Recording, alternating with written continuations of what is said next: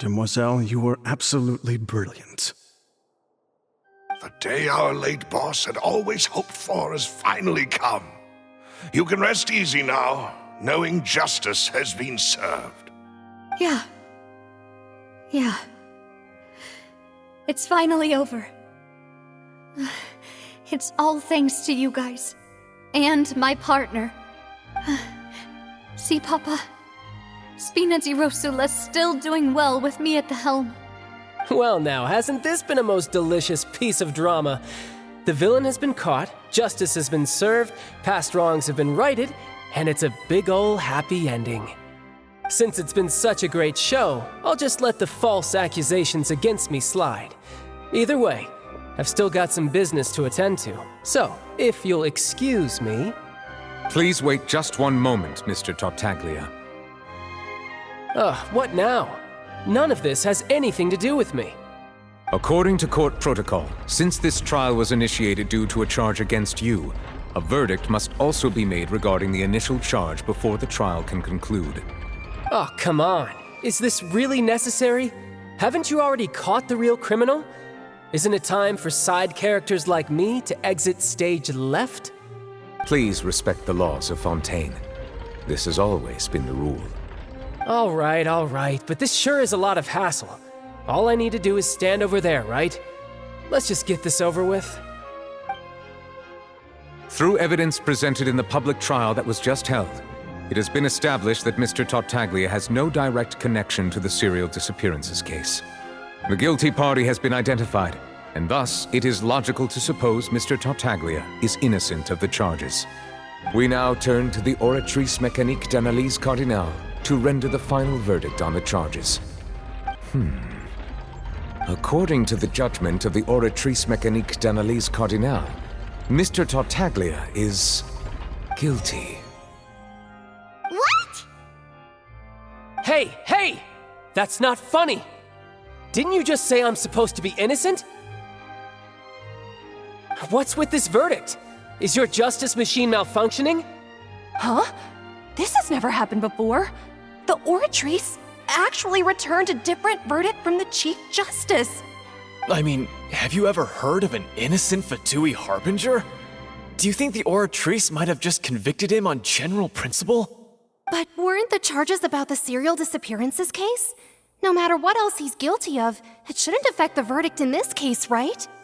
The judgment of the Oratrice Mécanique d'Analyse Cardinale is, by law, the final verdict of the court. We must accept the guilty verdict. Guards, please take the suspect into custody per court protocol.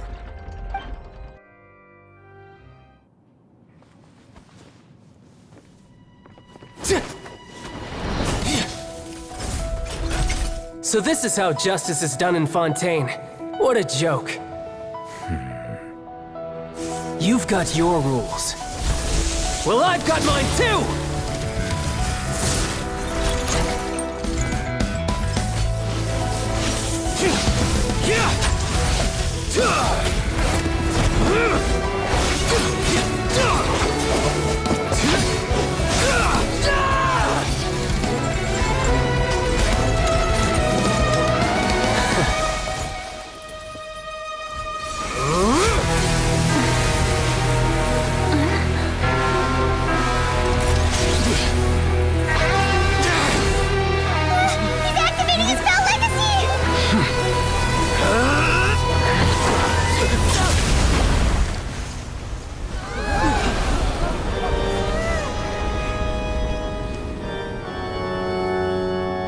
I am sorry. If you have been wronged, we will find the truth. But the rules of the court must be upheld.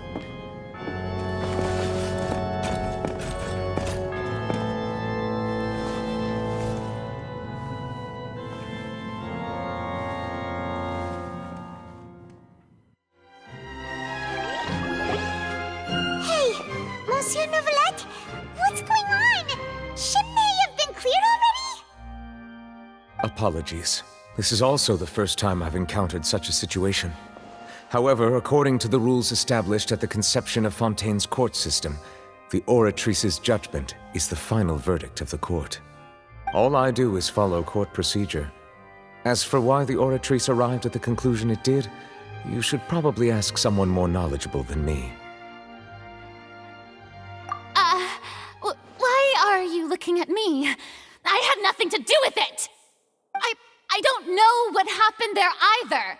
Hey, stop staring at me! What does Lady Farina mean by that?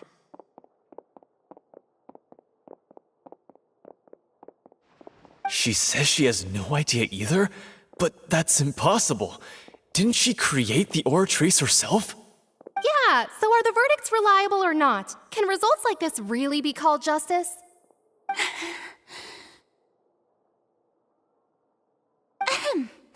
My dearest citizens, did you really think we'd allow an incorrect verdict to be handed out in this court?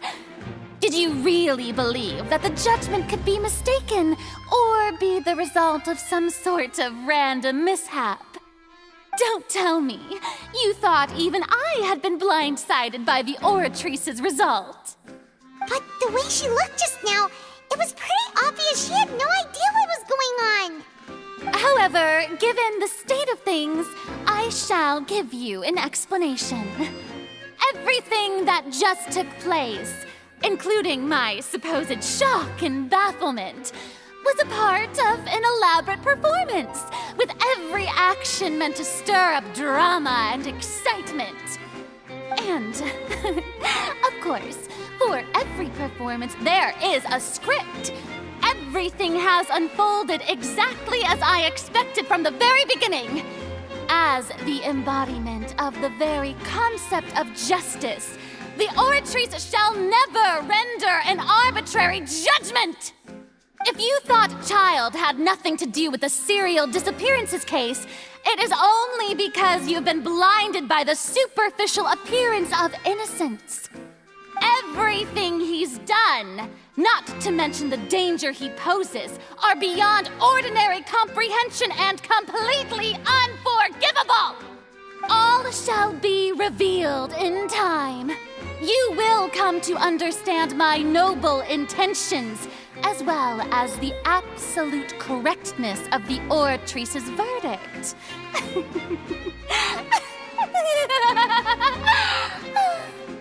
Now, having said that, although I hate to leave things hanging in suspense, it is now time for this performance to end. As the lead actress, I shall be the first to take my leave. Toodaloo! So she chose to make her escape after all, did she? So you're saying we shouldn't put much stock into what she just said? She probably just put on that performance to save face. As for the truth, it's unlikely that she actually has any idea.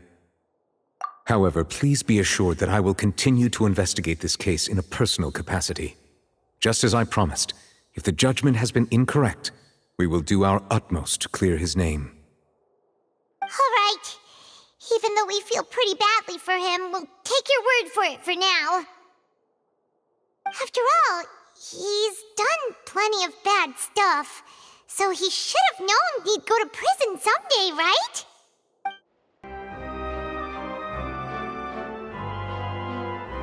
Hey, what are you doing? Quick, stop him! Traveler! Hey! Traveler! Marcel! What are you doing over here? Stop resisting arrest! Cease, or we'll add another charge to the list! No, wait! I just want to ask the Traveler something. I'm not looking to run away. Please, just let me ask this one small thing. Go on. Thank you. I was being led away when I finally realized something. Where did you first hear the name Vacher? I erased all records of that name. So, unless... Are you still trying to prove your innocence? Give it up, you've already been convicted. Really? You did? You're sure? You met her? But how could that be? How did you manage to do it? The Fountain of Lucine? Then she's been so close to me all along. and I just never... Please, please give me a chance to talk to her again. Just let the Traveler take me to the fountain to see her one last time. This is the last request I'll ever make in my life. You can do whatever you want to me afterwards. I don't care.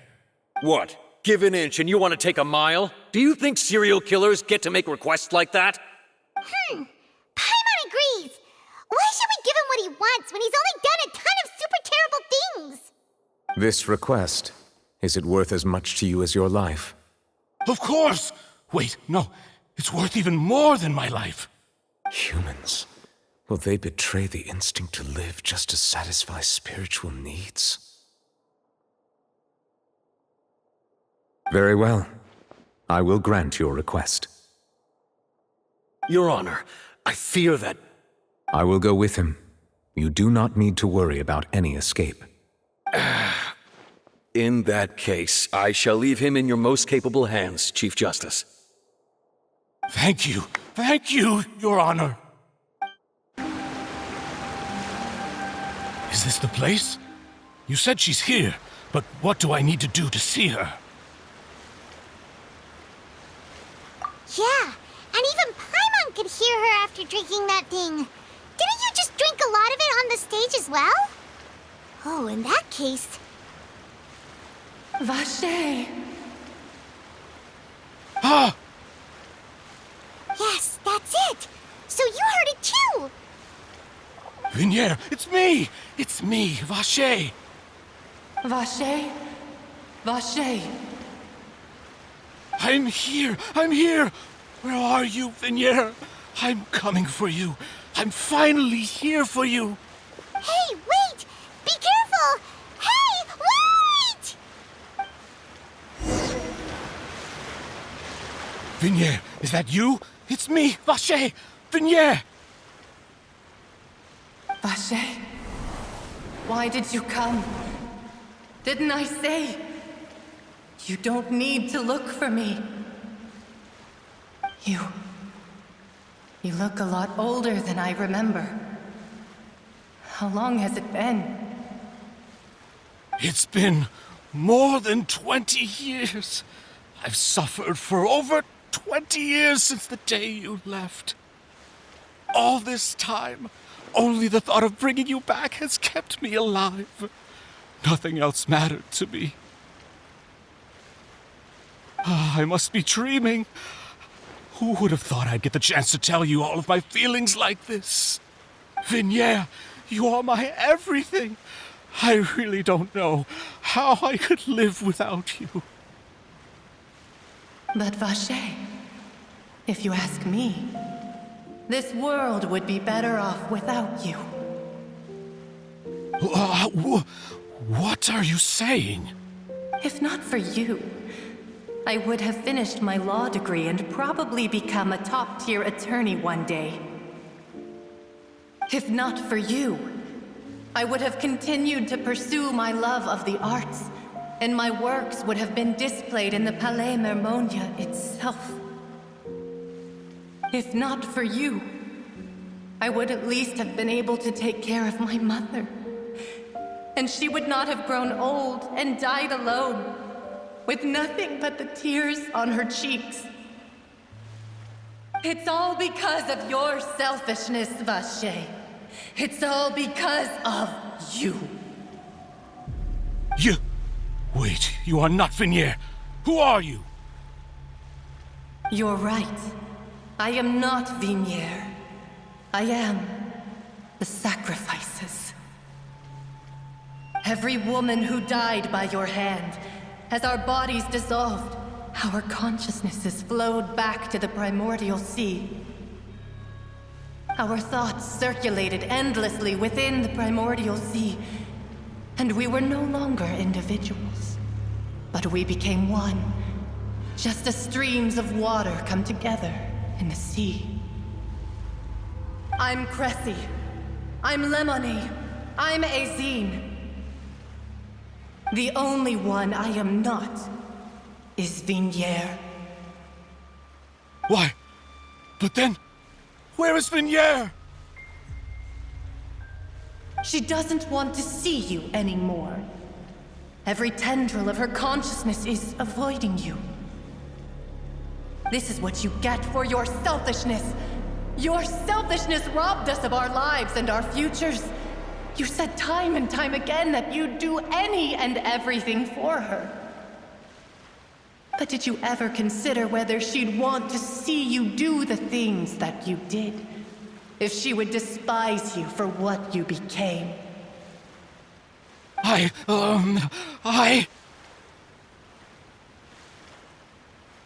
You are a liar, a heartless murderer, and a cowardly narcissist. The only thing you are not is Vigniere's beloved. From the moment your first victim died and her consciousness merged with Vigniere's, she has had nothing but pure hatred for you.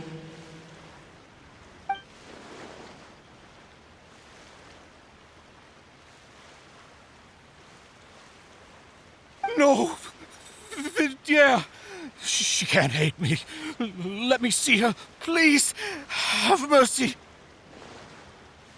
You still don't understand. When I said don't look for me, that came from the real Vigniere. She really doesn't want to see you anymore.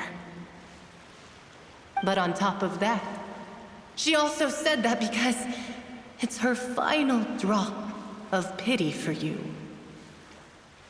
She said that because she knew that if you did come here, we will show no mercy to you. Vache. Vache? Vache? Vache. Vache. Vache. Vache. Drown.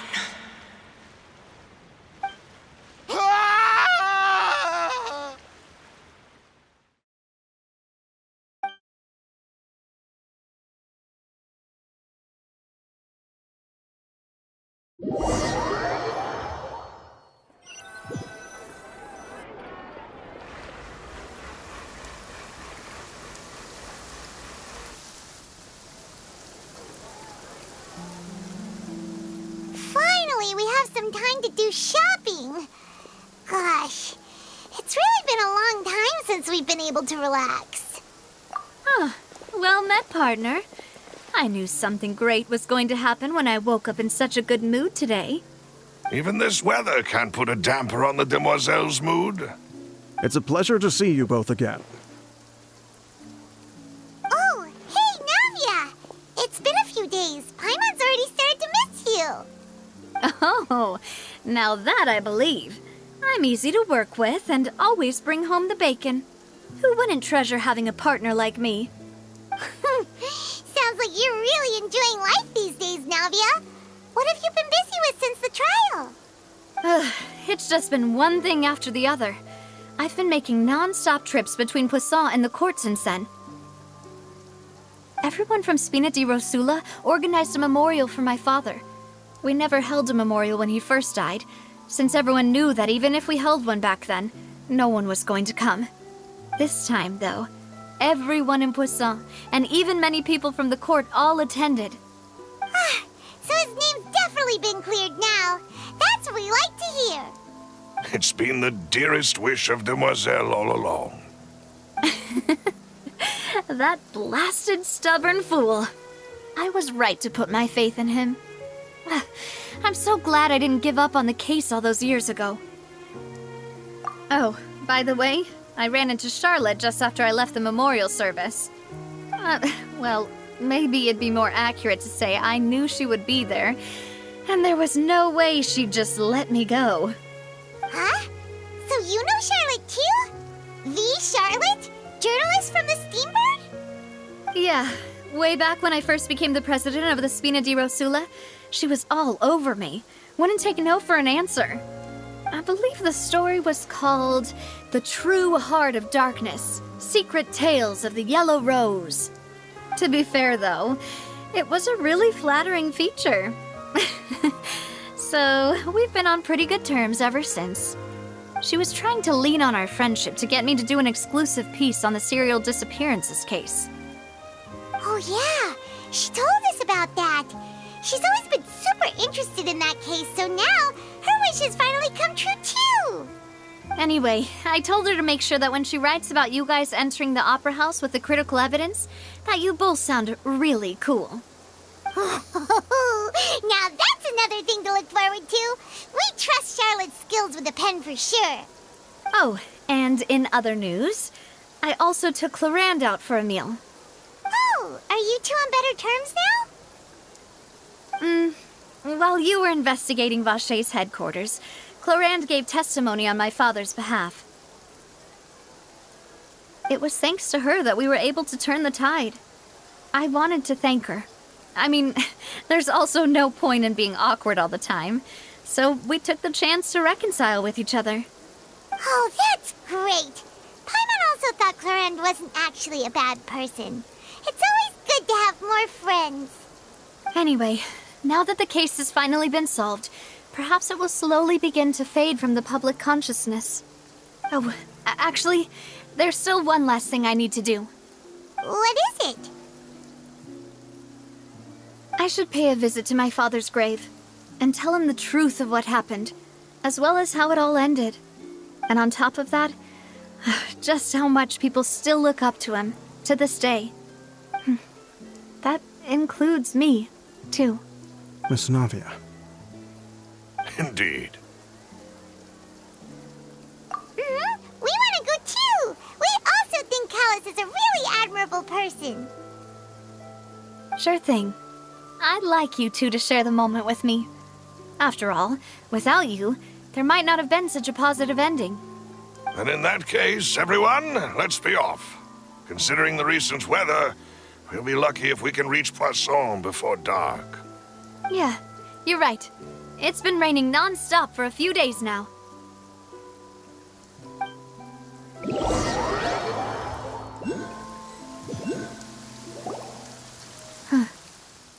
This is where my father's grave is. To be perfectly honest, even I haven't been back here for a long time. Huh?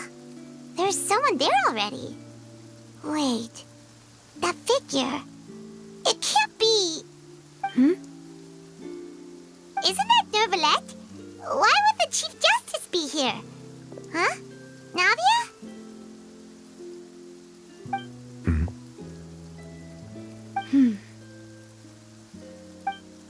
My apologies. I should have asked before coming to pay my respects. Don't say that. Sorry about that. Oh, I was trying to say there's no need for you to apologize. I wanted to show my father how much I've grown, but still, I doubt I've grown to the point that even the Chief Justice would feel compelled to apologize to me over and over. In that case, I will stop apologizing for now.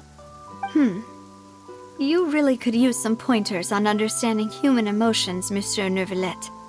In any case, why did you come to Poisson? Well, ever since that day, I've been turning a question over and over in my head. Just what is justice anyway? There was once a time when I didn't want to believe that there could be anything more important to humans than life itself. Oh, rather than that, it's probably more truthful to say I didn't believe humans were capable of resisting the most basic instinct of living things. That they could rebel against their own nature, or consider certain things to be more important than their own lives. Which is also why I didn't stop your father from beginning that fateful duel. I believed that a truly innocent man would never throw away his life like that. That there was nothing, should have been nothing more important than one's own continued survival. But Mr. Callus proved me utterly and decisively wrong. If not for his sacrifice, the serial disappearances case would have remained unsolved to this day. Mr. Callus made the choice he did for his daughter, for his associates, and for many people completely unrelated to him. And in the end, from a certain perspective, one could say that he did it all for the sake of justice. A justice that's higher than life itself. So, you asked me why I came here. I just wanted to say my apologies to Mr. Callus in person. I should have noticed all of this much sooner. This regret has filled me with a sadness that has haunted me for days. That high and mighty chair in the opera epiclese indeed insulates one from many important things. Spina di Rosula, thank you so much for your hard work and perseverance. I'm sorry for being mad at you before. So, you're actually one of those types that's cold on the outside, but pretty thoughtful on the inside, huh? That reminds me of Silver, one of my guys. Sorry about that. Self-expression is not one of my strong suits. Didn't I just say you don't need to apologize? Ah, so Navia and Neuvillette seem to have made their peace as well. Let's not disturb them for now. We can wait till after they're done.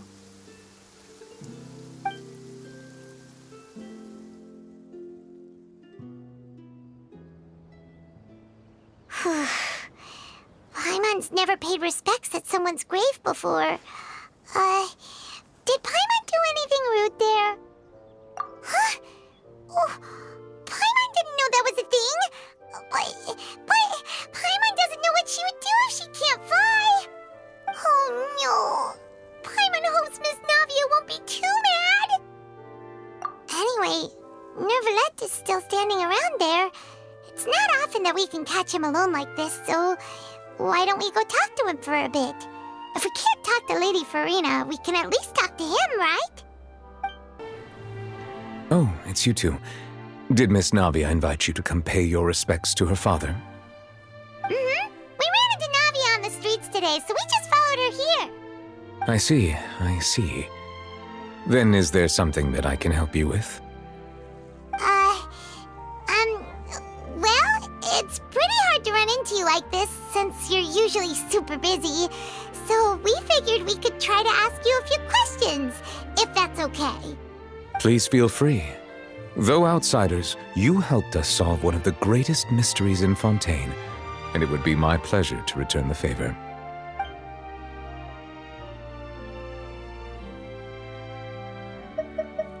Your sibling, another blonde-haired traveler.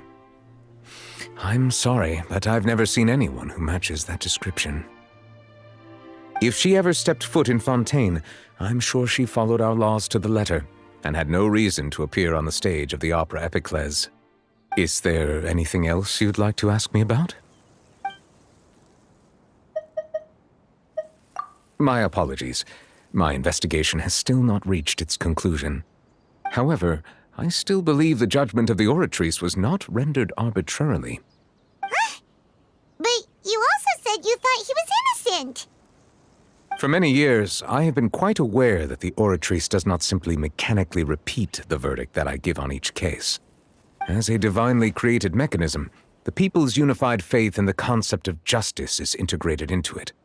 Not only can it produce the incredible power of indemnitium, but it likely also possesses other traits, such as self-awareness. Which is all to say, I have been prepared for a situation like this for a long time. Huh. So when Lenny told us that he heard a human voice from the room where the Oratrice's core is stored... I was not aware such a thing had occurred. Perhaps that could serve to prove my conjecture. I will add that to the list of items to investigate. In any case, I am inclined to believe that the Oratrice does have a methodology all its own. We just do not have enough information. Based on Farina's reaction, I doubt even she had any idea what was going on. She managed to bluff her way through it, though, with her time-tested twin tricks of bravado and drama. While we do intend to get to the bottom of this, for now, we regret to say that the Fatui Harbinger will just have to bide his time in the fortress of Meripede. If we did incorrectly convict him of crimes he did not commit, we will most certainly compensate him to the fullest extent allowed by the law. If you ask Paimon, the only compensation he'll want is a no-holds-barred fight with you. Is there anything else you'd like to ask me about? So, at court, the bad guys referred to that special water as water from the primordial sea, but what is it really? Truthfully, that name is already quite accurate. I can only surmise that Vacher and his ilk only learned of its nature and existence after extensive research. There used to be a special sea on the surface of this planet. The nature of its seawater was rather different from that of the sea we know today. Most of Tevat's life forms were first born in that special sea. You could say it nurtured much of the life on this planet. Huh. So it really was where everything began. It makes sense to call it primordial then. But today, the primordial sea no longer exists on the planet's surface. What Vacher discovered must have been some kind of special case, or a remnant from a truly ancient age. Huh. So that's how it is. Oh, you really know everything, Monsieur Neuvillette. But if that's the case, then why would people, at least people from Fontaine, dissolve in that kind of water? Indeed. Why would the primordial sea, which was known to engender and nurture life, suddenly reverse itself and devour life instead? To be frank, that also doesn't match my understanding of this world and its laws. There must still be some unknown secrets around the people of this land. Is there anything else you'd like to ask me about? That the sea levels will rise and everyone will be dissolved in water, leaving Farina crying alone on her throne, but the sins of the people will be finally washed away for good. Does that appropriately summarize the version you've heard? That's right! It was Linny that told us back then. And that about covers all the main points. Yes, up to the present, I think we reached a point where we have no choice but to confront this prophecy directly. Rumors have it that this prophecy is rooted in the last words the former Hydro Archon left to the world before she passed away. A prophecy? Of the former Hydro Archon? Wow. This is the first time that we've ever heard of it. 2 parts of the prophecy have already proven correct. The rising sea levels and the ability of the people of Fontaine to be dissolved. We should be more vigilant and stay on the watch for further signs. Speaking of the prophecy, Farina has also always taken it quite seriously. Indeed, she has been collecting information and intelligence from across Tevat for this purpose. If the rumors were true, then perhaps this prophecy is the conundrum left to Farina by her predecessor. But with Farina being the way she is, can we really trust her to solve it? Is there anything else you'd like to ask me about?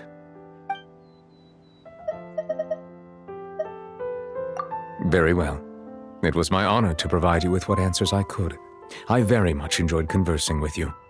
It will soon be time for me to leave this blissful tranquility behind and return to Palais Memoria. You really are super busy, Monsieur Neuvillette. Paimon thought you only came here to pay your respects today because you had the day off. Crime and villainy do not have the day off, and so justice must work around the clock as well. This is merely the nature of a justice's work. All right. You've got a point. Huh? Paimon just noticed that the rain has stopped.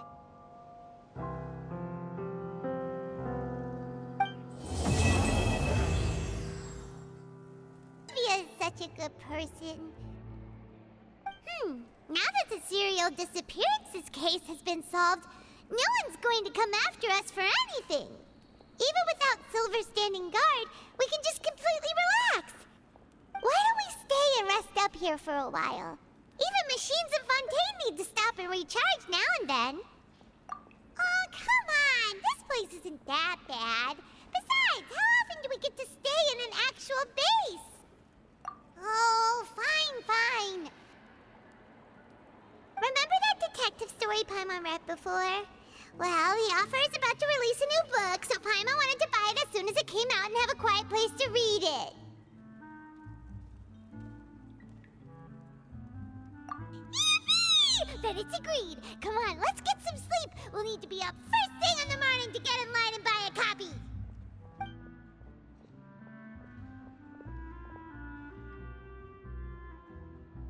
Paimon didn't expect that style at all. Even though it's a detective novel, it's also like a social documentary. Whew. It's actually pretty good. No! Paimon just spends a bit more time sleeping than you, that's all.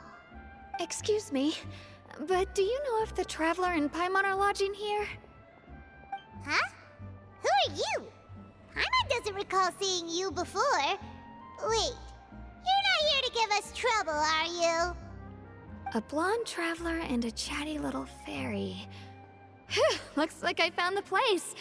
Good thing I asked the Spina di Rosula. Seems they sent me the right way. Hey, what do you mean by chatty? Paimon's always careful not to talk too much. Most of the time, anyway. It's an honor to meet you both. I was sent from the Palais Mermonia. Monsieur Nourilette wishes to see you. It seems he has something important to discuss in person. Nourilette? He wants to see us again already? Huh. We talked so much the last time we met. Has something happened since then? I am not privy to the details. It would be best if you came to the Palais Mermonia and asked Monsieur Nourilette in person. If you say so, but Paimon has a bad feeling about this. Now that I've delivered the message, I'll take my leave. Thanks!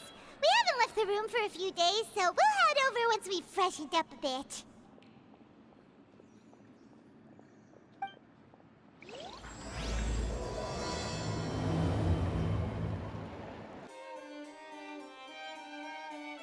Nourilette!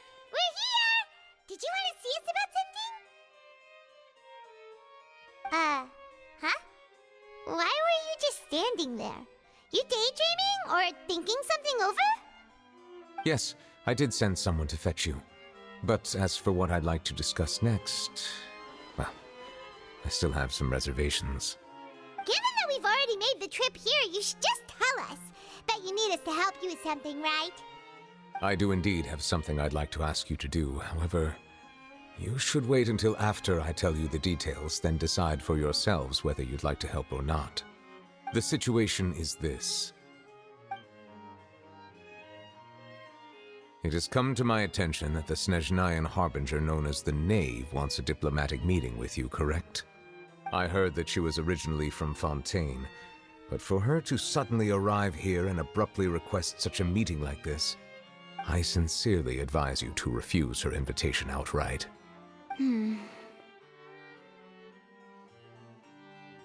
I'm sure you're aware that her purpose is most likely related to Child's recent predicament.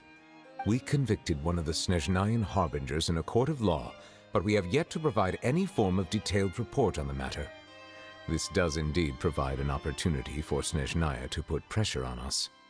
I believe we should adopt an evasive stance until we can provide a proper explanation and have a preliminary plan on how to deal with the matter. No, we shouldn't. I think we should agree to the meeting. Oh? Well, you see, we are the ones that owe an explanation. If we keep putting off the meeting, it could easily result in the problem escalating, right? It's like a fight between two friends.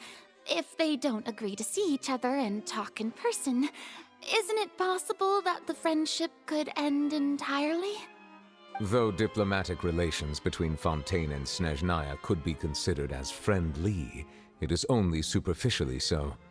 You wouldn't go so far as to say that our nations are friends, as you did in your example. It was just an analogy. An analogy, okay?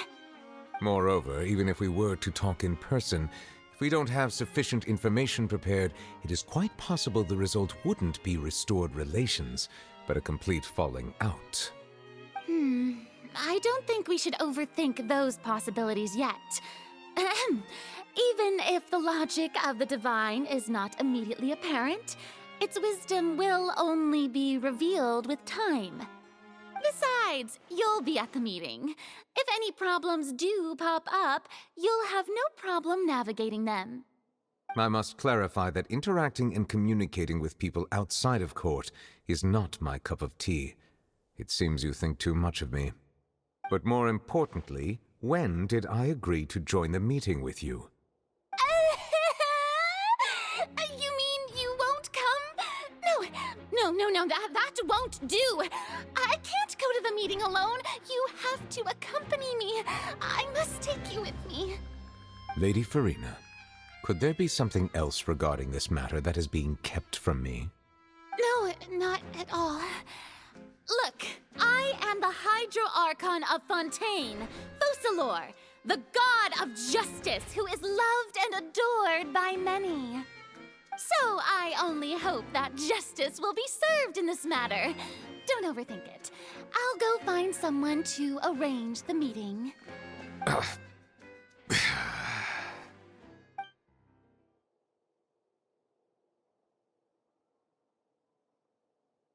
Though it could officially be considered a diplomatic conference, I prefer to see our meeting today as an ordinary tea party. I assume you see it the same way, Miss Farina?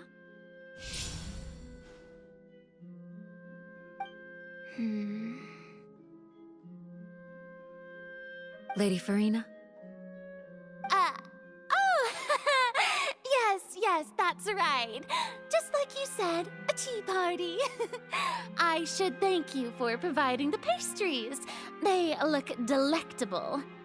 To make this tea party even more lively, I've invited someone else to join us today. It's a pleasure to meet you, Monsieur Neuvillette. I was born in Fontaine, so naturally, there's no need to introduce the nation's revered Eudex to me. Hello. The pleasure is also mine. First, I would like to thank the two of you. I'm often away on business outside of Fontaine, and I'm told that the children of the House of the Hearth have been well taken care of by you.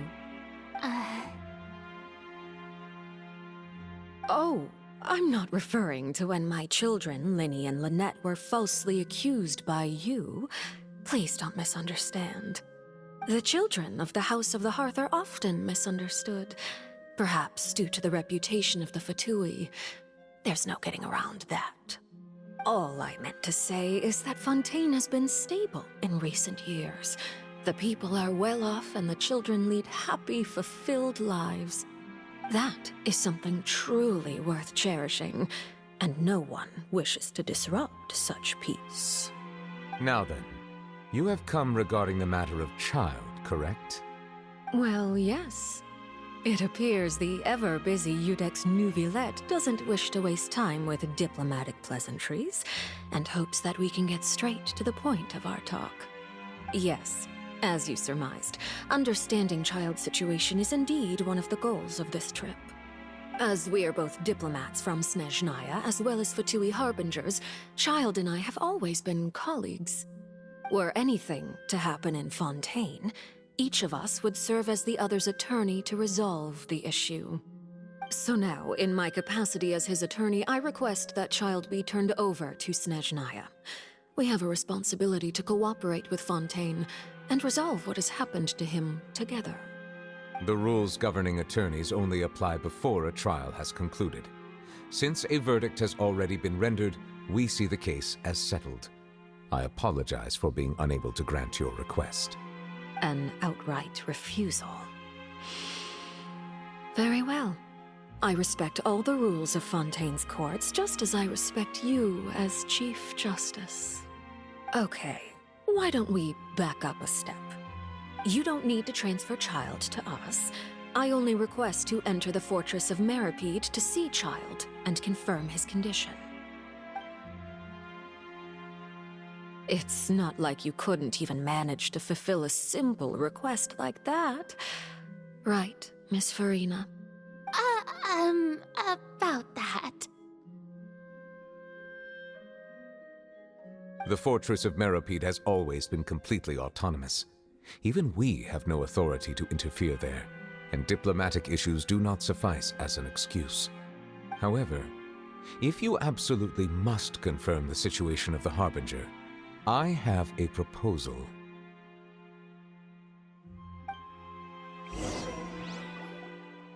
The knave showed up already? Well, Linny did say that Father will be returning soon. We didn't even know that Linny was from the House of the Hearth at the time, so we kinda overlooked that information. Yes, thank you for your kind advice. I'm well aware of the situation. I also notice that Lady Farina acts a little odd and unnatural whenever I bring up matters related to the knave.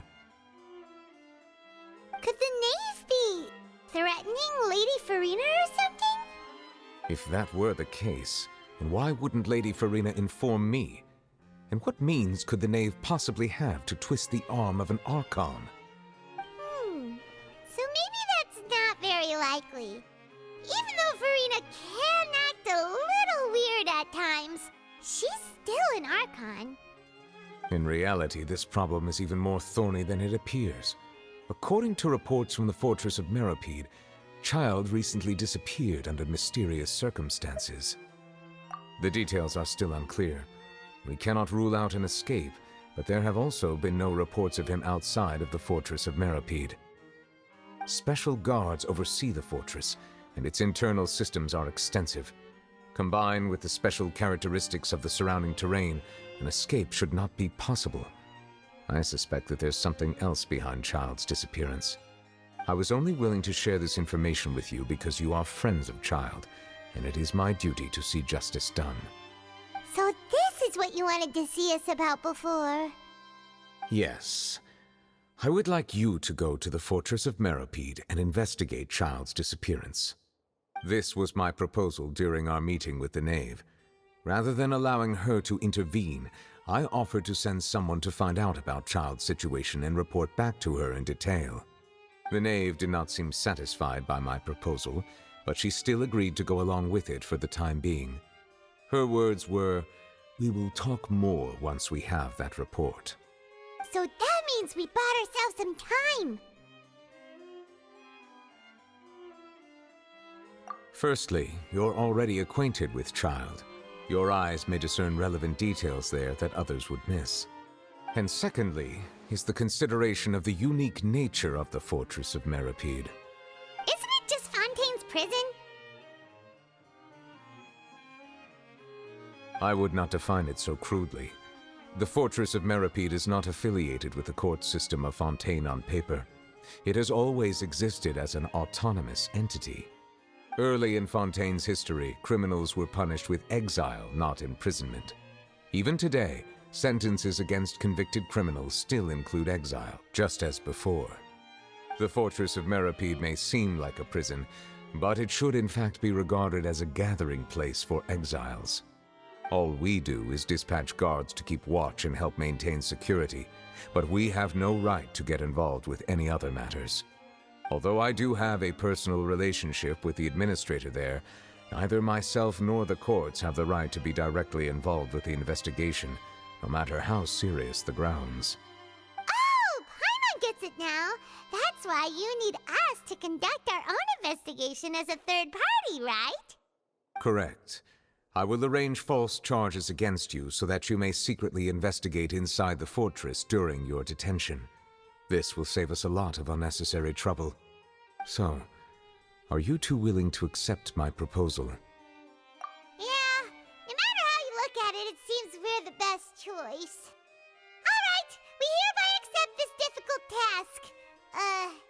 Reluctantly. You two have my sincere thanks. This matter is of critical importance to Fontaine's current situation. Also, I hope that both of you can keep this operation a secret. We will rendezvous at the Fortress of Meropide's entrance on Erinius once you've prepared yourselves. I will arrange for someone to take you inside. Prepared ourselves? Is there something we need to prepare? Perhaps you could enjoy a good meal and have a nice bath. I'm afraid that living conditions inside the fortress are nothing like those on the outside world. Oh, right! Even though we'll be there on trumped-up charges, we'll be in prison for real. On second thought, is it too late to back out? Please do not worry. Since you are sacrificing both your time and quality of life for the sake of delivering this report, you will be compensated according to the highest standards permitted to legal staff, regardless of the outcome. Now that's more like it! Come on, traveler, let's go eat the best meal we can find! We'll eat so much that we won't need to eat another meal for a whole month! You're a treat! Are you leaving now? In that case, please take this cake as a token of my personal gratitude. I'll have that, and that! Oh, and one of those two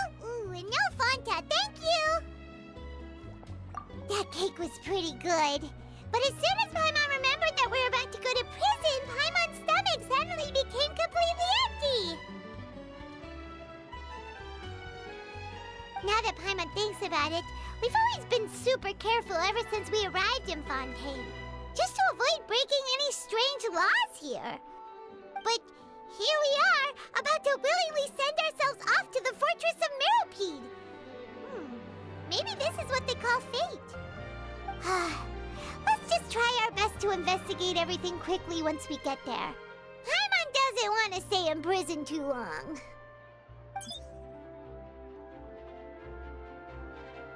Oh, what is that I hear? Is it the taste of a breaking story? Hey! You can't hear a taste! And what are you doing here, Charlotte? Oh, don't remind me. I invited an eyewitness to a case to eat here, and I was planning to get some great material out of him. But he didn't even show up. Calm down, calm down. This is nothing new. As a journalist, you should be used to this by now. And as long as you can score some juicy tidbits from the Traveler, you might still be able to recover the cost of the meal. You know we can still hear you, Charlotte. Never mind. It's nothing. I just heard you mention the Fortress of Meropide. You didn't commit a crime, did you? Please tell me all about it. No way! We would never! We're just going there to...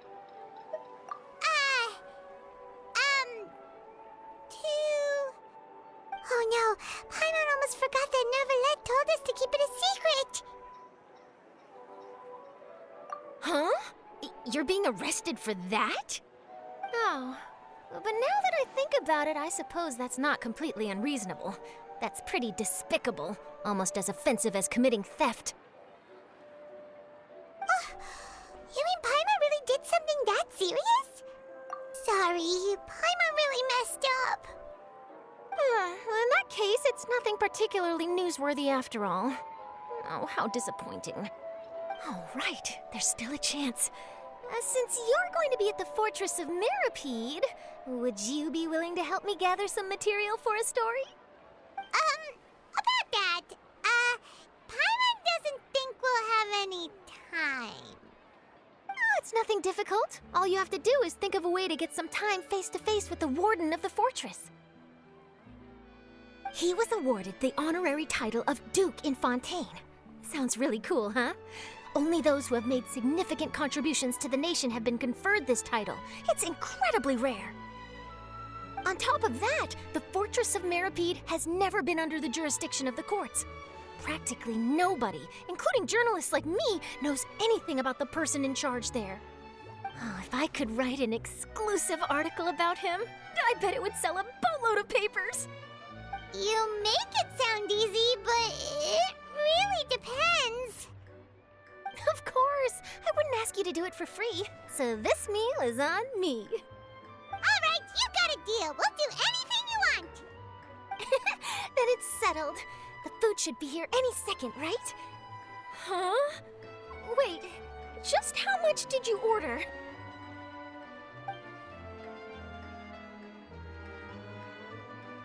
All right, Neuvillette, we're ready. Is this where the entrance is? You have come just as promised. Yes, this is the one and only entrance to the Fortress of Meropide from Irenaeus. Careful. You may want to step back a bit. Whoa! So you have to go down from here? Is the prison underwater? Utilizing both the barrier of the water as well as the fear humans have of the depths, the Fortress of Meropide is naturally the perfect place to confine and guard criminals. But do not worry. It is not nearly as frightening inside as you may think. You will see for yourselves once you are down there. Paimon hopes you're right. Don't know about you, but just thinking about being at the bottom of the sea like that gives Paimon the heebie-jeebies. Oh, and there's one more thing. I mentioned that I have had personal dealings with the administrator of the fortress, Writhsley. He's a very shrewd fellow. Yeah, we heard about him too. He's that Duke, right? Correct. He is the highest-ranking manager of the underwater prison. Even though you are going there to investigate at my behest, it would behoove you to avoid any confrontation with him or any of his subordinates. The Duke rarely ever leaves the fortress of Meripede, but that does not mean he is not privy to all that is happening inside and outside the fortress. He is quiet, but not unaware, so please bear that in mind. All right, it's about all the time that we have to talk privately. I'm counting on you two. Don't worry, we won't let you down. Good. Madeline! I'm here, Monsieur Nervalet. These two are the newest convicts, I presume? Don't worry, they won't escape on my watch. Like we would try. Please follow me, you two. I'll process your paperwork for entering the Fortress of Meripede.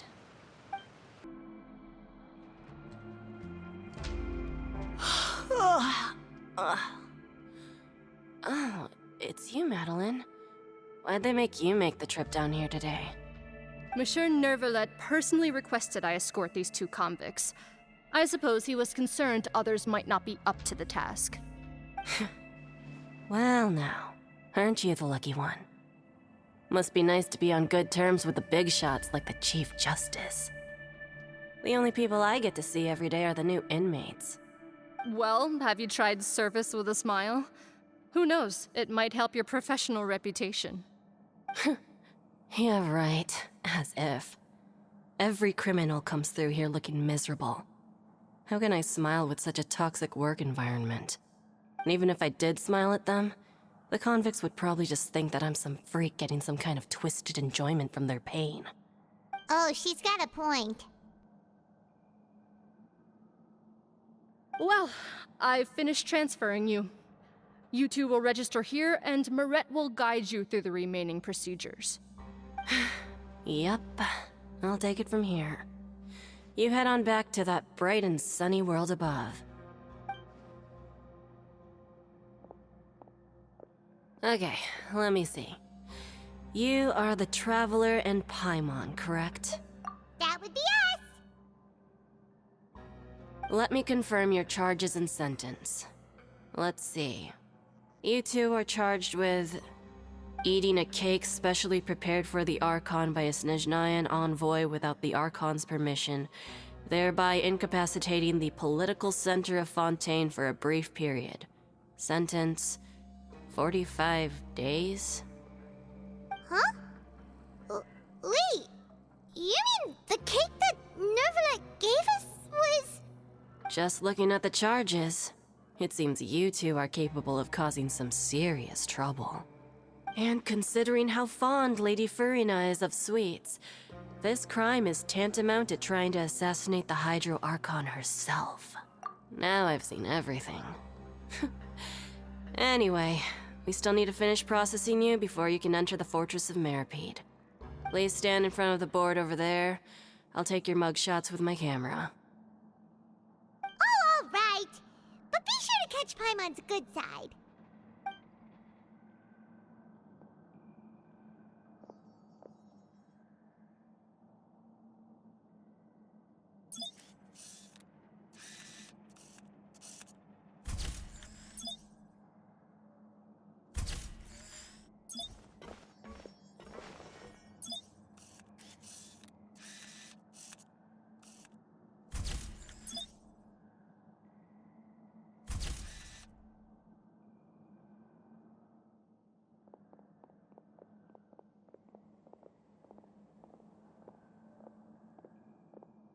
And we're done.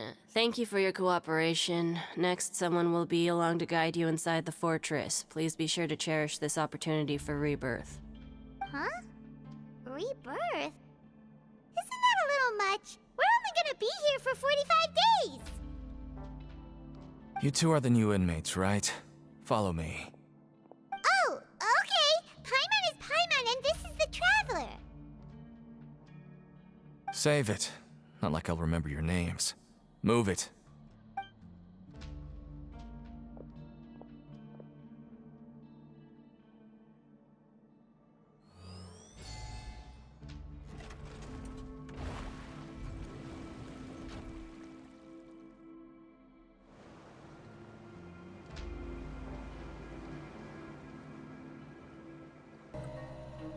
So, are you one of the guards here?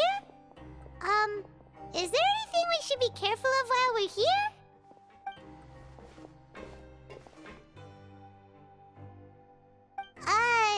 Did Paimon already ask something she wasn't supposed to? Why should I tell you anything? What's in it for me? This is exactly why I can't stand you fish. I wouldn't even be doing this if it weren't for the credit coupons. Credit coupons? Alright, seeing as you're not the annoying kind that's getting dragged in here crying and blubbering, I guess I can tell you a few things. But next time, it'll cost you some coupons. Mora means nothing here. Here, we use credit coupons. Coupons can get you almost anything in the Fortress of Meripede. Desires? Fulfilled. You want power? No problem. Coupons can even change fate itself. So, credit coupons are a currency that can only be used here? It's not as simple as that. Like Moret said, everyone gets a chance at rebirth. No matter how much money or power you had before, it means nothing once you set foot inside the Fortress of Meripede. You have to start over and earn your coupons. Everyone starts from the same place, and you have a chance at a new, less terrible life. I guess that's the real purpose of the coupons. They symbolize true fairness and true justice. And this is also exactly why so many criminals choose not to return to the outside world, even after they've served their sentence. Oh, so that's what the Fortress of Meripede is like. Huh. Paimon was under the impression that it'd be more like a prison. It certainly ain't all sunshine and roses here, but it's also not the worst place to be. You'd better take a good look at the scenery now. It'll be the last chance you get for a while. After being away from the sunlight for so long, even the terrifying depths of the sea start to feel like home. It just stops feeling oppressive, you know? Oh, I'm actually an inmate like you two. Welcoming newcomers is a job I've picked up to earn some extra coupons.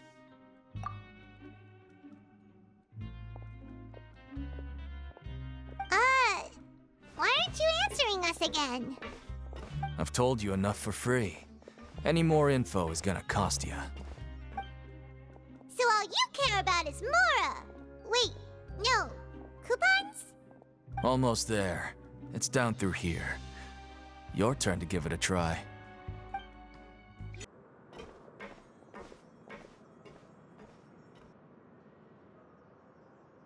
So this is the actual entrance to the Fortress of Meripede? Huh. It looks like there are other new arrivals, too. Oh, they sure don't look happy. Maybe we look too relaxed for fresh convicts. Oh, right. We're on someone else's territory now. We need to think of a good way to act like criminals to get by. If we're discovered, even Neuvillette might not be able to rescue us. Hey! Don't scare Paimon! Oh, Paimon's not ready for all this! Look, I don't really know you, and I have no idea what kind of crime you committed, but... You wouldn't have happened to anger someone important, did you? Someone important? Paimon doesn't think so. Wait, why are you suddenly trying to talk to us now? Now's not the time to worry about that. Anyway, it's over there, so... You just go on over there by yourselves. I've done my job, so... Good luck. What was that all about?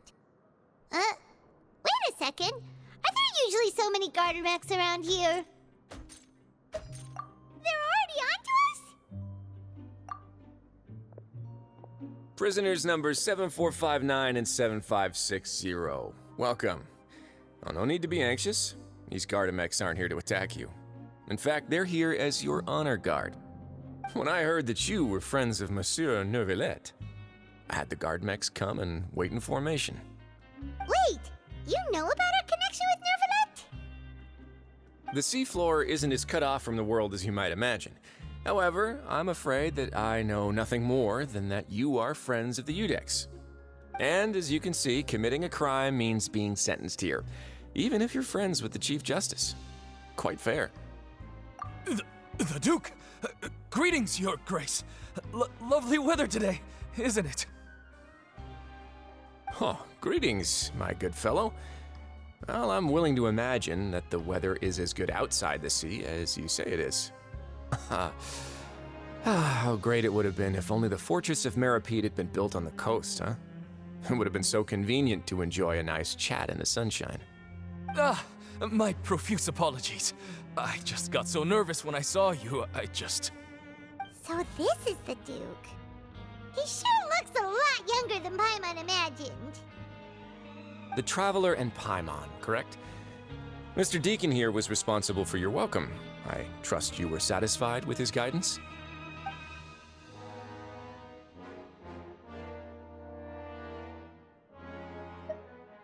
Outstanding. Well, Deacon, I recall we discussed fate during our last work meeting, I believe that fate will reward all those who take every aspect of their work in life seriously. When you return to your bunk, you'll find the guards have issued some extra credit coupons to you. Oh, thank you. Thank you, Your Grace. Oh, and you too. I can't believe you gave me such praise. If you need anything in the future, anything, please, come find me anytime. No credit coupons necessary. Well, I believe that concludes the introductions. We've already taken enough time here. Deacon, if you would. Yes, Your Grace. I'll take my leave now.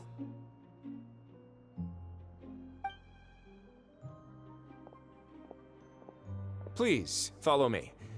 To make you feel more welcome, I'll show you around the various facilities of the Fortress of Meripede. I hope it'll help you adjust to life here. He's going to personally give us a cure? Huh. Paimon can't figure out what this guy's thinking at all. No wonder Charlotte's so interested in him. He's one of those mysterious types. Alright, let's keep up with him. There's no need to be so reserved. The label of criminal is nothing but one of many identities. And being criminally inclined here at the Fortress is just one of many ways to survive. Is it really okay for the warden to think like that? We're real criminals, you know. What if we're too difficult to handle?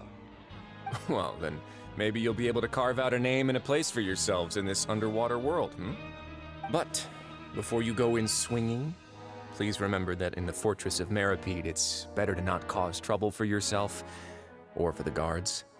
Now, we've arrived at a very important place, the Coupon Cafeteria. You can come here and claim one welfare meal each day.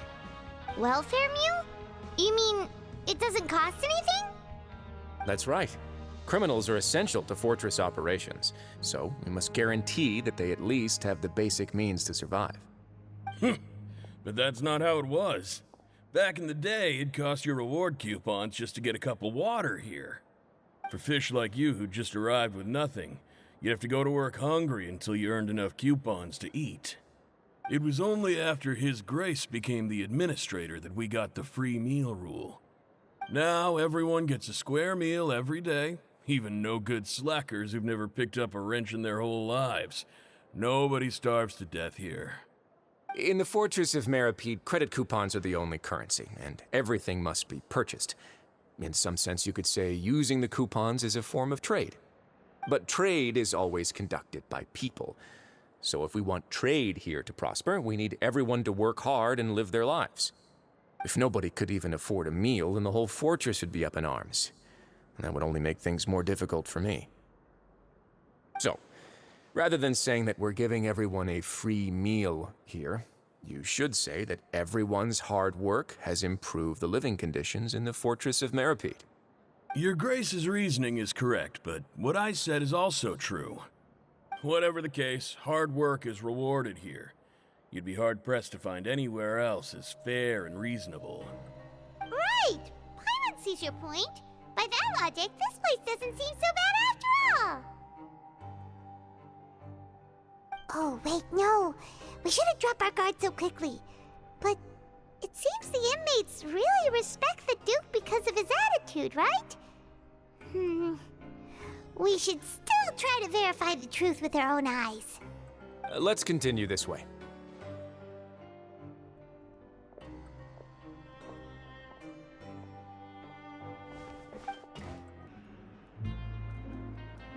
This place is known as the Pancration Ring.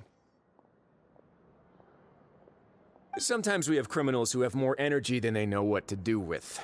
Their daily work alone isn't enough of an outlet for them. So, instead of leaving them to their own devices, we've provided them with this dedicated venue. This way, nobody will get involved unless they want to be. Pancration matches? And you can earn extra coupons? Oh, what do you think, Traveler? Interested? But I must warn you that your sentence will be extended if you fail to restrain yourself and end up seriously injuring or killing your opponent. So, did you set this place up too? No, actually. I just granted approval for the organizer to use this area to build the ring, and I collect a portion of the proceeds in return. Of course, the fees are also quite useful. Oh. Do you mind if we ask what they're used for? Sure. Ensuring personal safety, maintaining the arena, and resolving any conflicts that arise. Why? Are you interested in how to manage a pancration ring? Oh, no. Paimon was just wondering if that's how you paid for everyone's welfare meals. A reasonable guess. I see you have a talent for entrepreneurship. Oh, you hear that? Paimon has a talent! So we can start a business here? That is something you can discuss between yourselves later. Let's move on for now.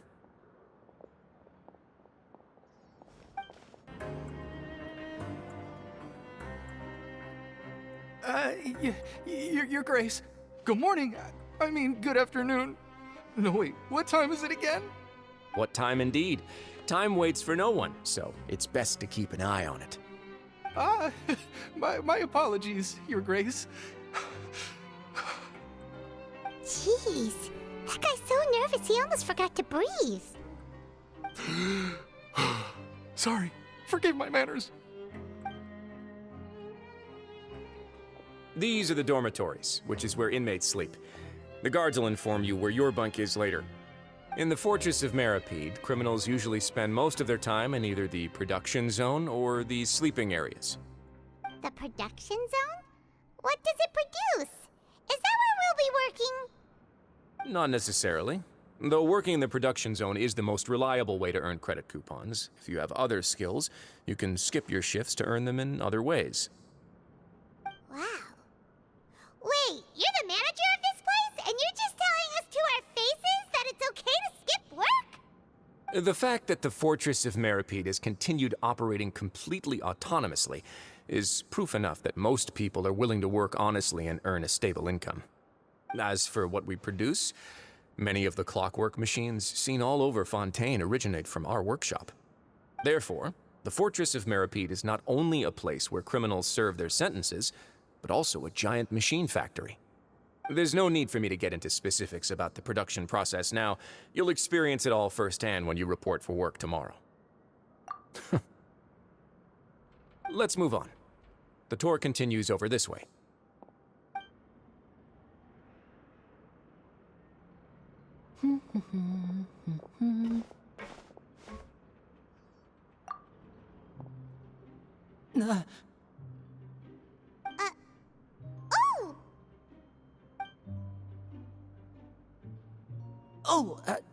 You really scared me there.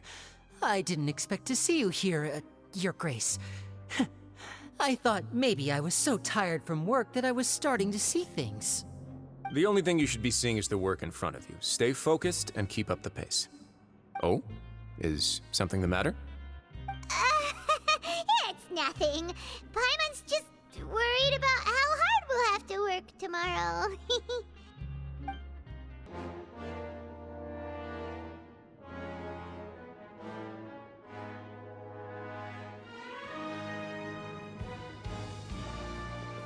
Your Grace?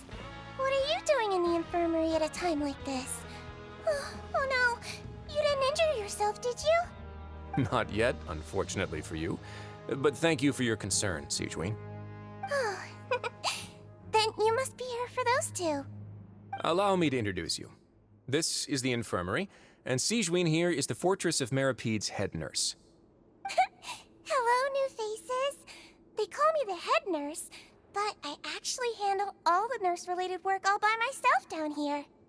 Since you seem to have some rare downtime with no patients, perhaps you could find the time to join us for dinner? Oh, then these two must be some important convicts. Sure, I'll join the welcome party. Thank you. Your presence will be the pièce de résistance for today's tour. Oh, so the tour part is over now? I believe I've already covered the primary aspects of life here in the fortress. As for your work, there'll be someone else to guide you through the details. Is there anything else? I seldom conduct tours, so why don't you just ask if you have any questions? Well, this is our first time here. Paimon's not sure what to ask. Then let's head back to the coupon cafeteria. Maybe a meal will help you think up some questions. You should at least try to be excited. Our free meals are actually pretty good here. Oh, he wasn't kidding. Today's meal is nowhere near as good as last time. Oh, forget about it then. We'll just deal with the regular food for the time being. Let's just get out of here as soon as possible. But life here doesn't seem all that bad. Other than the foreman being kind of mean and the work being pretty tiring. You think so, mate? If I had a coupon for every fish who said that. Seems you fishies still haven't learned your lessons from your life up on the surface. If you take things at face value, then by the time you reach a dead end, you won't even know how you ended up on that road in the first place. I like your attitude. I can, let you in on a little something. Everyone's been telling you to just follow the rules and not cause any trouble for yourself. Am I right? But what they don't tell you is that the rules aren't exactly what they pretend to be. The rules for being a prisoner. The truth is, this place has a lot of hidden rules. Huh? Hidden rules? What do you mean? Not everyone knows about those rules, but whether you know them or not, once you break one, you might encounter something even worse than death. Really? Oh, now you're really scaring poor Paimon. Don't joke around like that! Of course. And I'd say that just disappearing would be one of the better outcomes. Oh, you mean that if there really are hidden rules, then Child's disappearance might have something to do with that? In that case, would you tell us some hidden rules? We definitely want to avoid breaking them. Come on, mate. This is valuable information. The difference between life and death. Do you really think you can just ask and I would tell you? Paimon understands, but we don't have many credit coupons yet. Yeah, I know. Not like I'm going anywhere. Just come talk to me after you've saved enough. Moreover, you're new fish, freshly caught, and completely out of your element. What'd be the point in even telling you anything before you've gotten a handle on your new lives? Come and find me once you've been here longer. I'm usually around the Rag and Bone shop. Just call me Vidoc. Bye-bye now.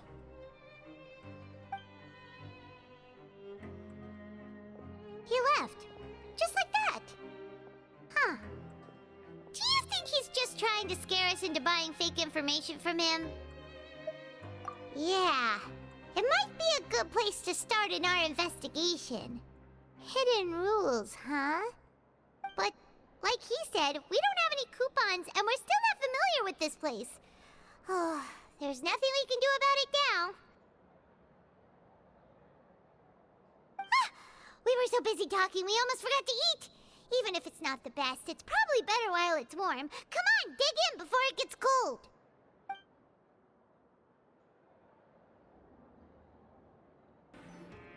So Paimon just confirmed with the guards that our shift is set for every morning, and we're free to do whatever we want all afternoon. But it seems like most of the other inmates choose to continue working through the afternoon to earn more credit coupons. Oh, and they also said that you can use coupons to skip work in the morning and free up your time. They weren't kidding. Credit coupons really can be used to do anything here. Paimon's so tired. And we'll need to wake up and go to work in the morning. Without any credit coupons, it's not like we can really do anything else. Nighty-night, Traveler. Paimon hopes we can keep making progress on our investigation tomorrow.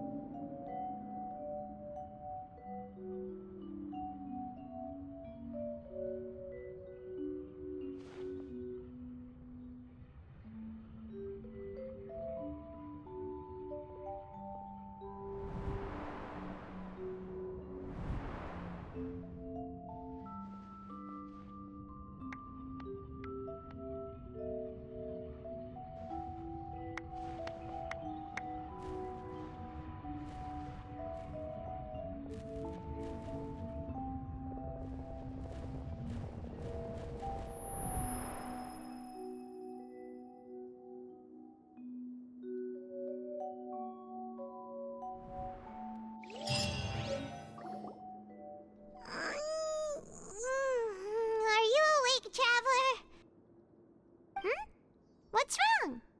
You seem to have something on your mind. Did you dream about something last night? Is that even possible? Unless it wasn't an ordinary dream? Oh, Child's vision! So you had it with you this whole time? Maybe the vision connected Child's consciousness to yours. And our investigation has its first major breakthrough! Good thing you brought the vision with you here. So what did you see in the dream? Do you know where Child went? Huh. Okay. Well, hopefully it'll be a bit more helpful in the future. What's more important now is that it's the start of another new day as prisoners. Let's do our best to earn more credit coupons. What's the plan for today? Let's go! It's time to start working. If that guard Fielding catches us skulking about, he's sure to give us an earful. Look who decided to show up. Get your butts in gear and get to work. Time's a-wasting. Good, here you go. Remember to give me the widget once you've finished processing it. Paimon's beat. But after so many shifts, it seems we're really getting the hang of it now. Hey there, fellow shiftmates. I saw you finished your work, so I thought I'd come over and say hi. Oh, hey there! We've seen you before. Your assigned workspace is really close, isn't it? That's right. The name's Rowan. This past few days, I couldn't help but notice the new faces working nearby. I guess we were destined to meet. I've been working here for almost 15 years. Even the foreman, Grainville, always calls me Chief. Whoa, you've been working here a long time, Chief. If there's anything you'd like to know, just ask me. I know the work here in the production zone better than the back of my hand. All right, Chief. We'll be sure to come to you first. Did you just ask about the rules? Pretty sharp for newcomers. You've already heard about the rules, huh? Who'd you hear it from? All right. Seeing as I'm the one who came over here, you're already calling me Chief. I guess I can tell you a little. Truth is, you two keep working like this, you might be putting yourselves in danger. Huh? Wait, there's even a rule about that? What would have happened if you never told us about this? Well, it's usually not that easy to break one on accident. The conditions of the hidden rules are usually pretty specific. But once you do break one, bad things happen. If you work continuously in the production zone for 3 days, and if all you do besides eating and sleeping is just work, then something bad will happen during lunch on the 3rd day. Huh? Like what? Oh, don't scare Paimon! If I knew that, then I wouldn't be standing here talking to you, now would I? You mean, even you have never tried working 3 days like that before? There's actually a legend about this rule. They say that there was a worker who worked way harder than me. He was both efficient and eager on the job, and most other workers couldn't hold a candle to him. One time, he tried to test his limits and worked as long as he could. Then during lunch on the 3rd day, he disappeared into thin air, as if he'd evaporated. Later, some people went and asked some of his past friends about him, but they said, never heard of the guy. What the? How could that happen? Unfortunately, we were assigned different production zones. I never saw for myself what he looked like. Wait, are you thinking that it was...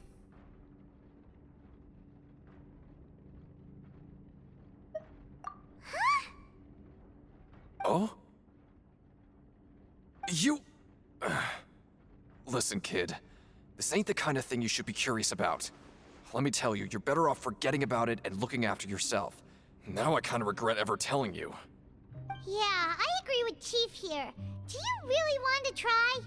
Alright, if you insist. What is this garbage? Ooh, it looks disgusting! Oh, Paimon misses your cooking now.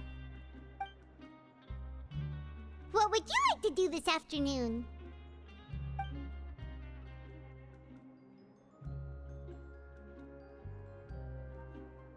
But Paimon really hopes the foreman will be in a better mood today. Look who decided to show up. Get your butts in gear and get to work. Time's a-wasting. Good, here you go.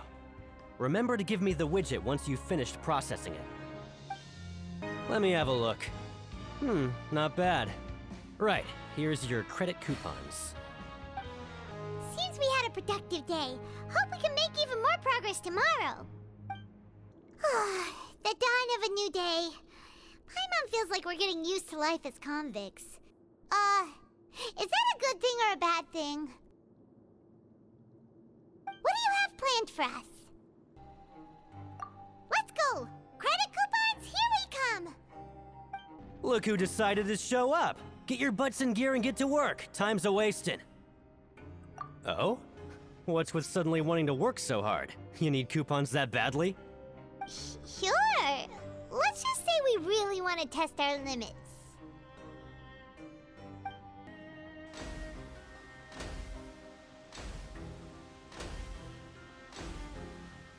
Nice! We did well today. Let's keep it up!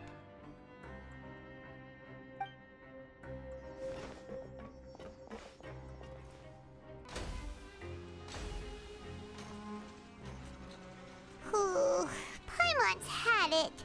Who knew that processing these widgets would be so tiring?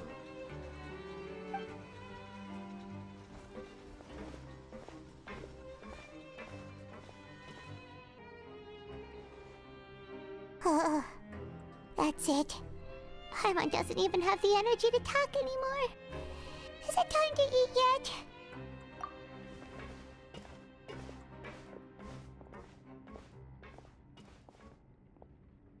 Oh, Paimon's exhausted. It's just work, work, and more work. Paimon's little body can't handle this much longer. Wait a sec. Now that Paimon thinks about it, haven't we been working non-stop for 3 days now? And now it's lunchtime! Oh, Paimon feels a shiver going down her spine. What's going to happen? But it doesn't seem like anything's changed at all. And we made it to the coupon cafeteria safely. Are the so-called hidden rules only a rumor after all? Well, There's no use to just guessing all day. Paimon's stomach has been grumbling the whole time. Let's just eat already. Paimon wonders what we'll get today. Maybe we'll get the super lucky meal. Wait, what? What in the world is this? What's with Paimon's food? And yours is the same. Is this stuff meat? But it looks and feels so bizarre. What kind of chef would make food like this? What do you think is going on? Is this the bad thing that Rowan was talking about? No, stop right there. Paimon gets what you mean, just don't say it. Hey, isn't that Woolsey over there? He must have made the food, right? So let's just ask him about the food and be done with it. Hey, Woolsey, have a moment? What is it? I'm about to go report the numbers for today's free meal, so you'd better make it quick.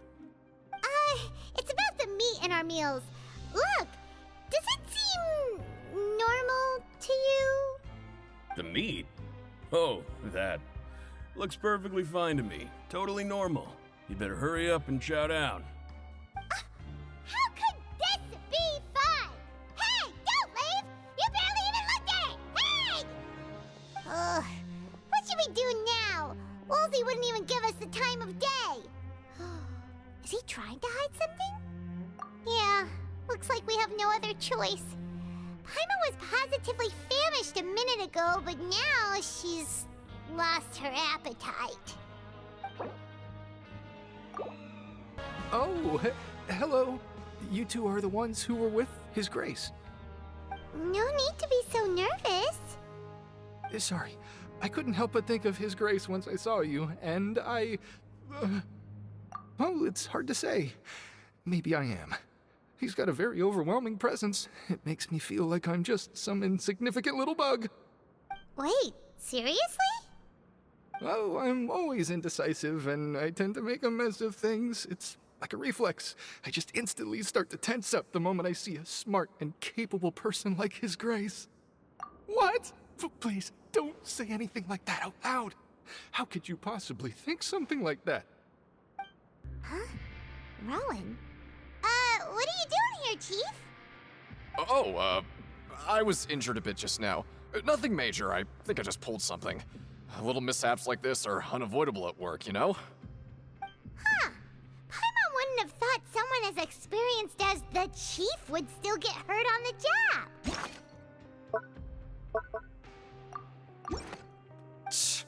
I just knew you would say that. This is pretty embarrassing. Where's Siegeween when you need her anyway? The one time I need to make a quick trip to the infirmary. Oh, you mean she wasn't in the infirmary? Yeah. The rumors say that there's never anybody in the infirmary in the half hour before lunch, and nobody knows where Siegeween gets off to.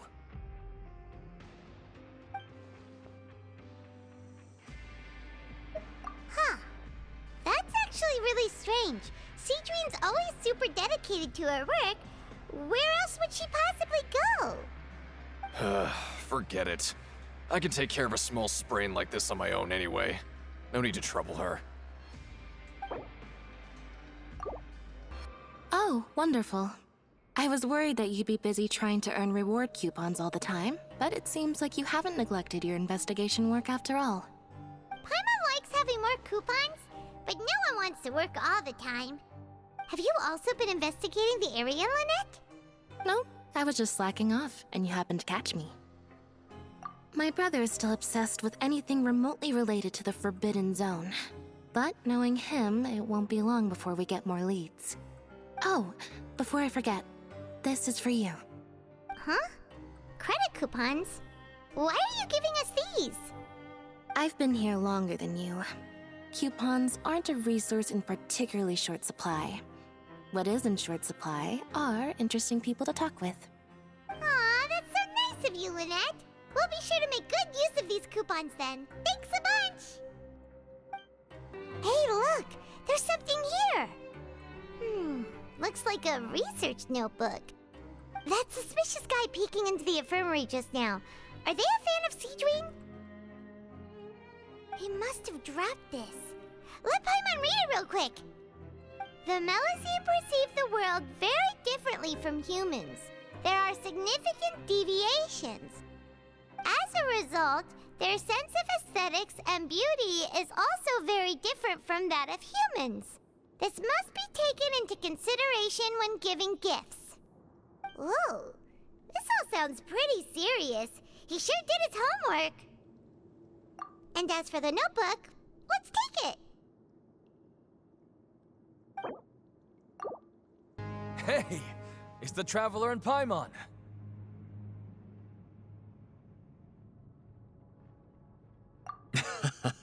No need to tease me, okay? I won't trip on the same step twice. Listen, I feel ashamed about last time. Thank you for praising me in front of His Grace. Here are the extra credit coupons he gave me. I'd like you to have them. Huh?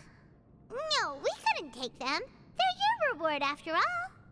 But when I was welcoming you, I didn't do anything but give you the stink eye. Come on, I insist. These coupons are nothing compared to getting the attention of His Grace. I won't take no for an answer.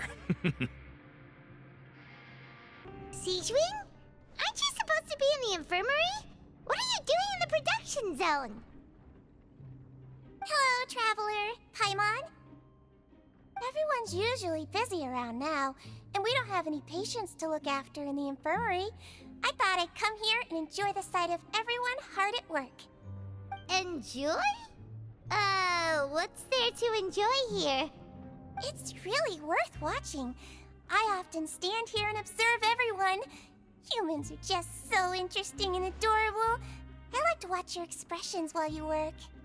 Are you talking about pets or people? Oh, I can see why you think that, but you shouldn't jump to conclusions. See, we Melusines are a different species, and we see the world very differently from humans. It's very easy for me to observe everyone's condition. All it takes is one look, and I can tell which workers are exhausted. Wait, Melusines can see that? Huh, that does sound useful for being a nurse. Yes, running around tending to everyone's health is very fulfilling. But I'd much prefer it if you're all happy and free from exhaustion and pain in the first place. Take care of your body and make sure you eat well. Always rest when you're tired from work and don't push yourself too hard. We'll definitely take care of ourselves. Thanks for the reminder. So after working a few days straight, we got some strange meat in our lunch. What was that all about? Has our investigation turned up anything useful recently? Really? Then it looks like that part of the investigation has hit a dead end. Well, we'll keep searching for more clues tomorrow. Good night, Traveler. What is this garbage? Ooh, it looks disgusting. Oh, Paimon misses your cooking now. What would you like to do this afternoon? Maybe we'll be able to find some leads there. Oh, you must be the Traveler, huh? Sorry, mate, but competitors as strong as you are prohibited from participating. I don't make the rules, mind you, but I was given very specific instructions. Even convicts value their lives, don't they? I hope you can understand. But we have a game here that'll let you show off your strength, and you'll even earn some credit coupons in the process. What do you think? Interested? And if we lose the game, will it cost us credit coupons? Of course. That's the cruel reality facing every competitor in a place like the Pancration Ring.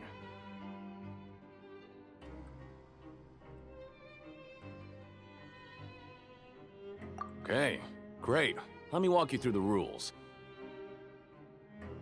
The targets in front of you will pop up one after another. You'll need to hit the targets in the same order that they popped up. If you can complete a few rounds in a row with no mistakes, then you'll win credit coupons. But the second you mess up the order, you'll lose. Game over. The game costs 300 credit coupons to have it go. So, you up for it? thanks for your patronage, mate. Now, let the game begin. Your strength really shouldn't be underestimated. Now I get why you're prohibited from participating in any official fights. Nobody who values their life would be willing to get in the ring with you. However, you two haven't tried betting on the outcome of a Pancration match yet, have you? Just go talk to Rusimov. Buy a ticket for whichever fighter you think will win. There's a big payout if the fighter you support comes out on top.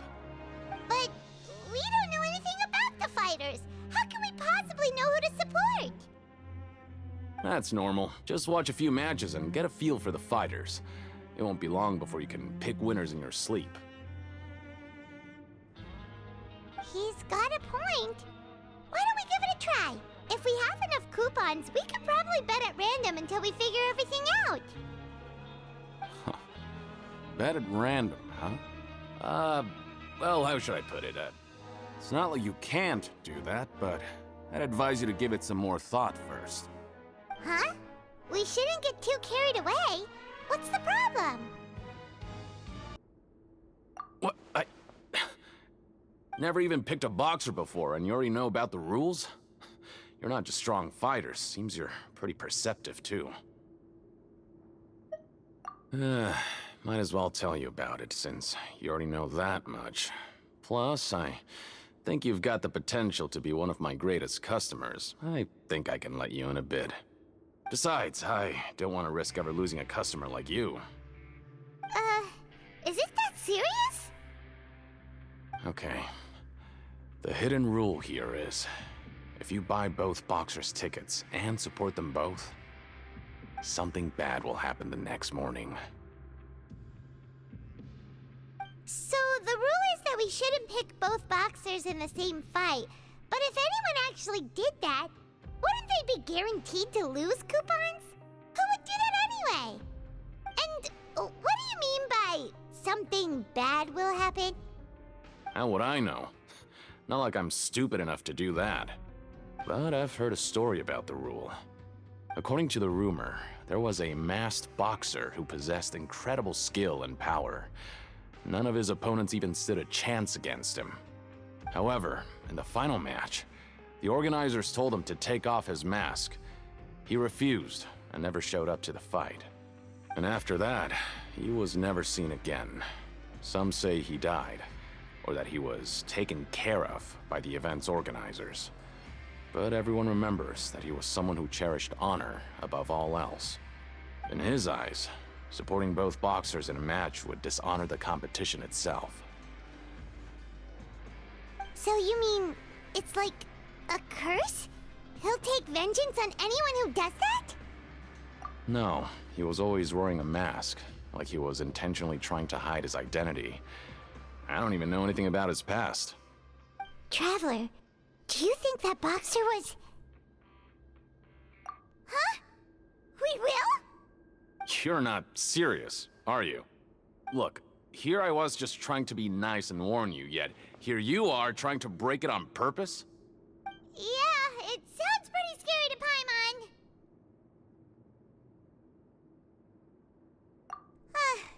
Seems you've made up your mind.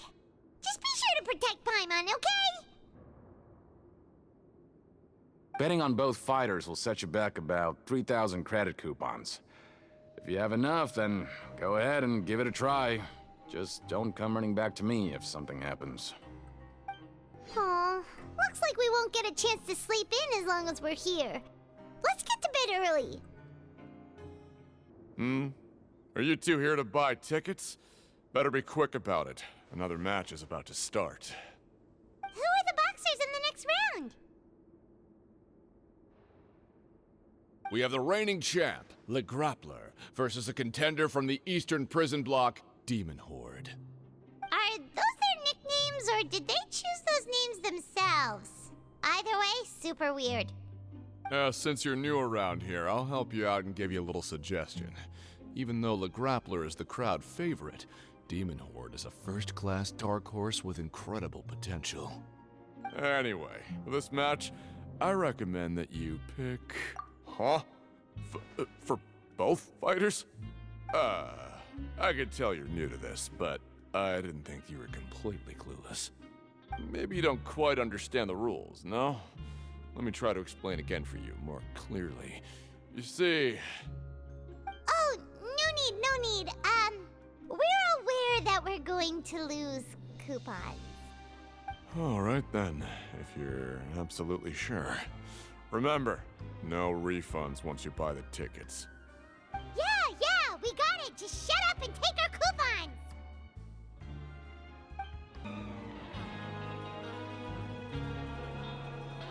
Hey, Traveler.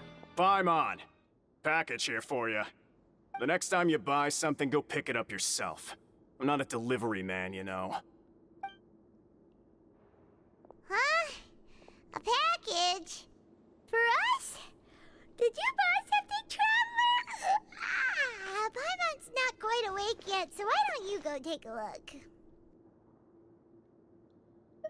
Right! Yesterday we broke the hidden rule and bought tickets for both boxers. Oh, maybe this package is the bad thing that Colin said would happen.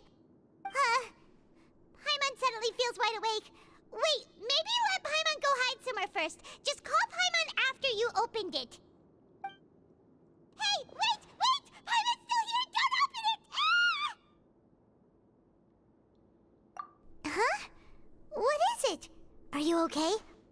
Let Paimon take a peek too.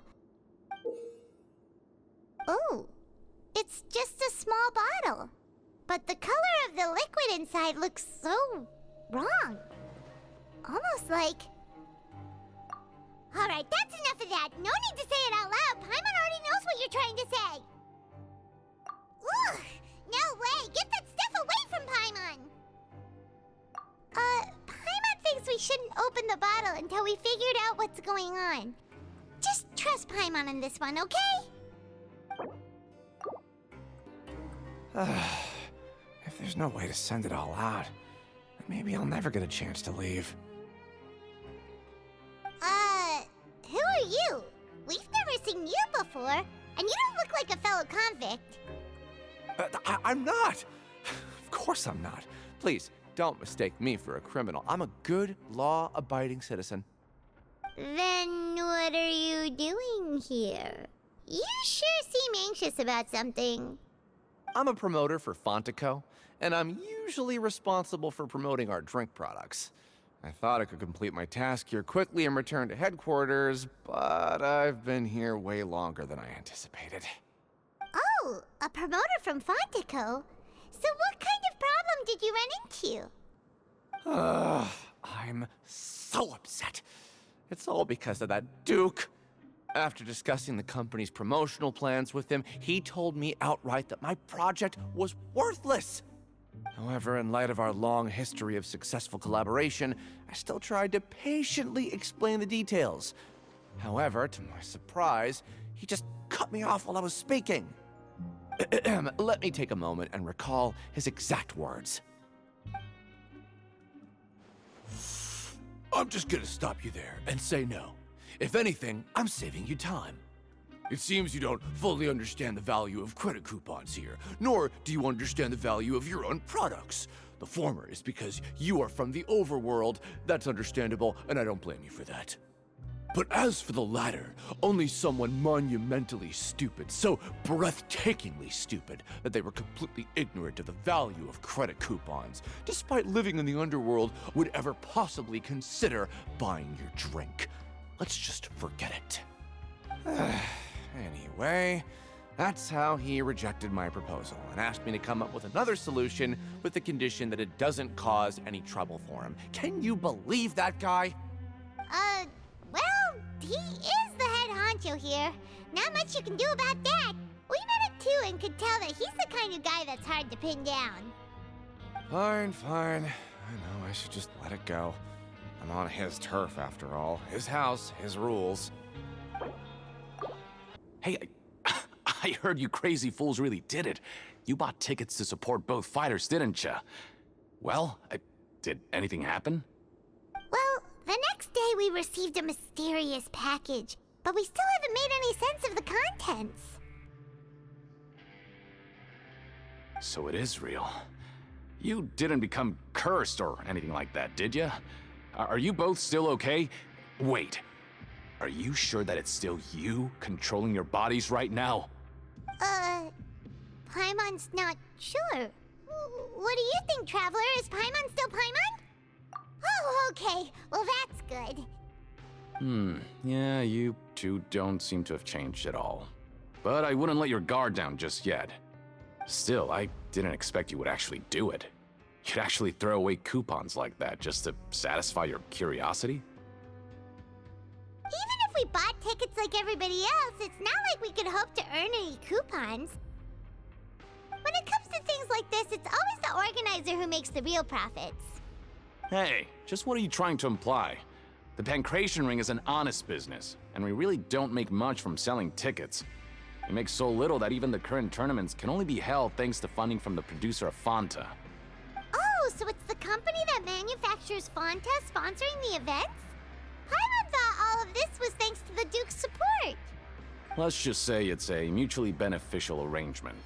They reached out to us first, hoping to promote Fanta products in the Fortress of Meropide. Anyway, you try and take extra good care of yourselves these next few days, you hear? Hey, what are these papers scattered all over the ground? Are they registration forms or something? Maybe not. Every page has the Fontaco symbol on it.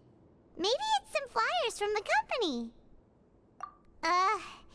Okay. But if someone catches us, they could accuse us of trying to steal the company's secrets, couldn't they? Oh, you're right. Guess there's nothing to worry about then. Let Paimon have a look here. Without assistance from the Fontaine Research Institute, development of the new product has been slow, and some researchers on the project have voiced concerns.